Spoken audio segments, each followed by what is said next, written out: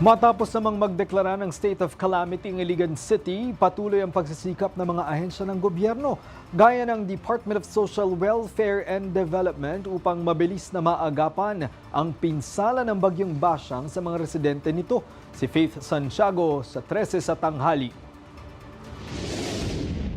Alinsunod sa utos ni Pangulong Ferdinand R. Marcos Jr., personal na binisita ni DSWD Secretary Rex Gatchalian kasama si Iligan City Mayor Frederick Siao noong Sabado, February 7 ang lahat ng evacuees sa lalawigan para matiyak na naaalaga ang mabuti at walang nagugutom sa mga apektadong residente. Mababatid na inaprubahan ng buong Iligan City Council noong Biyernes ang Resolution number 26-101 na nagdedeklara na ang lalawigan ay nasa ilalim ng state of calamity.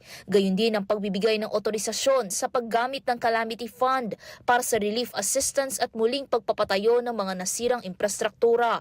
Ayon sa tala ng DSWD, tinatayang nasa higit 21,000 residente ang pansamantalang nanunuluyan sa nasa 33 evacuation center.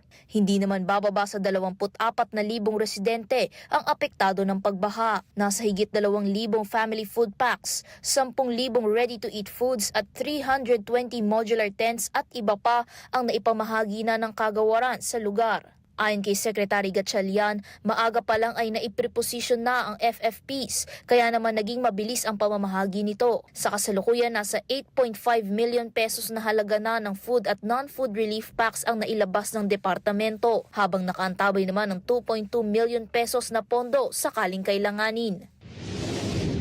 Pero alam natin, yan yung immediate na pangangailangan. Pero yung long term na pag-usapan namin ni Mayor, yung mga nasira ang bahay, pagtutulungan namin ng DSUD para magkaroon ng financial assistance yung mga totally and partially damaged na mga tahanan.